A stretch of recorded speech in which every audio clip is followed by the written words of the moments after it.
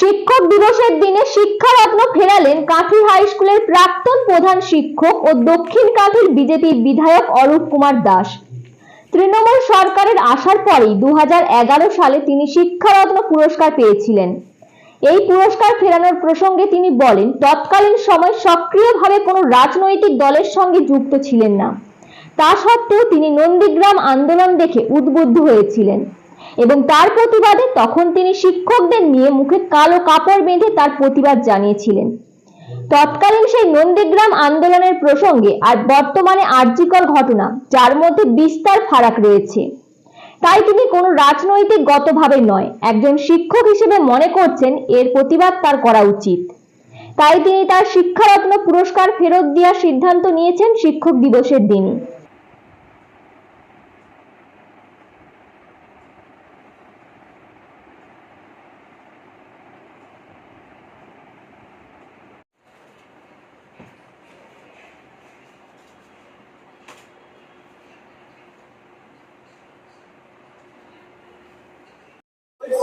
2011 সালে রবীন্দ্র সদনে তৃণমূল সরকার প্রথম বছর সরকার গড়ার পরে এই সম্মাননা চালু করে এবং পূর্ব মেদিনীপুর জেলা থেকে যে কজন পেয়েছিল তাদের মধ্যে প্রথম ব্যক্তি হিসাবে আমি এই সম্মান গ্রহণ করেছিলাম।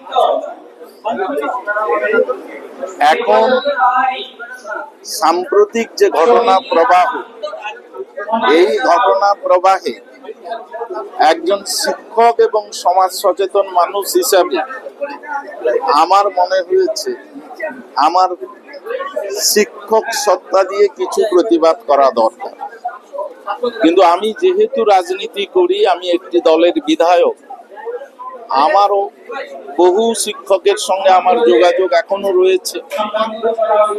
তাদেরকে যদি ডেকে প্রতিবাদ মিছিল করি, তাহলে সেই প্রতিবাদ মিছিলকে রাজনৈতিক রং এরা লাগিয়ে দেয় তৃণমূল। ফলে আমি সেই কাজে যাইনি। কিন্তু আমার শিক্ষক সত্তা আমাকে অহরহ মনে করিয়ে দিয়েছে, তুমি নন্দীগ্রামের সময় পথে নেমেছিলে। নন্দীগ্রাম ম্যাসাকারের পরের দিন আমি আমার বিদ্যালয়ের সমস্ত শিক্ষকদেরকে নিয়ে মুখে কালো কাপড় বেঁধে কাঁথি শহরে একটি মিছিল করেছিলাম। তারপরে কিন্তু আমি রাজনীতির ময়দানে আসিনি। আমি 2021 সালে রাজনীতিতে জয়েন করি। তাই রাজনীতিকে বাইরে রেখে একজন শিক্ষক হিসাবে আমার প্রতিবাদ এবং আজকে শিক্ষক দিবসের দিনটাকেই আমি বেছে নিয়েছি এই শিক্ষারত্ন সম্মাননাটাকে প্রত্যাখ্যান করার জন্য। নন্দীগ্রামের সময়ের প্রেক্ষাপট আর বর্তমান প্রেক্ষাপটের মধ্যে পার্থক্য কি রয়েছে, যার জন্য আপনি ফেরালেন? দেখুন, নন্দীগ্রামের প্রেক্ষাপট ছিল অন্য।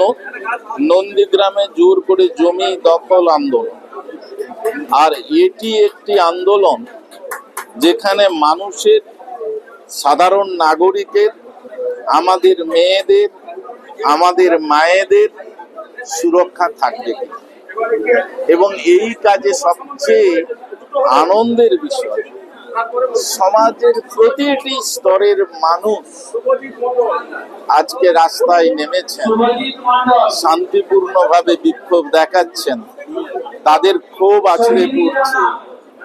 সরকার কিন্তু নির্লজ্জভাবে ক্রিমিনালদেরকে প্রোটেকশন দেওয়ার কাজ করেছে। পরের দিন অত্যন্ত তড়িৎ গতিতে, আমরা সবাই জানি, একটা ক্রাইম ঘটার পরে অকুস্থলকে যতটা সম্ভব সংরক্ষিত রাখতে হয়, করা হয়নি। পাশের বাথরুম পরের দিন অবিশ্বাস্য গতিতে পিডব্লিউডি ভাঙার কাজ শুরু করেছে। 14ই আগস্ট সিবিআই ইনকোয়ারি অর্ডার হয়ে যাওয়ার পরে প্রমাণ লোপাটের জন্য আরজিকর হসপিটালে তৃণমূলী গুন্ডারা ভাঙচুর চালায়। ফলে আমার কোথাও মনে হয়েছে এই সরকার পরোক্ষ হোক প্রত্যক্ষ হোক, এরা অপরাধ এবং অপরাধীদেরকে প্রোটেক্ট করছে। তাই আমার এটা একটা শিক্ষক হিসাবে আমার এটা প্রতিবাদ। Bureau report, TN news. আর কবে কণ্ঠ শক্তি পাবে, আর কবে চিত্ত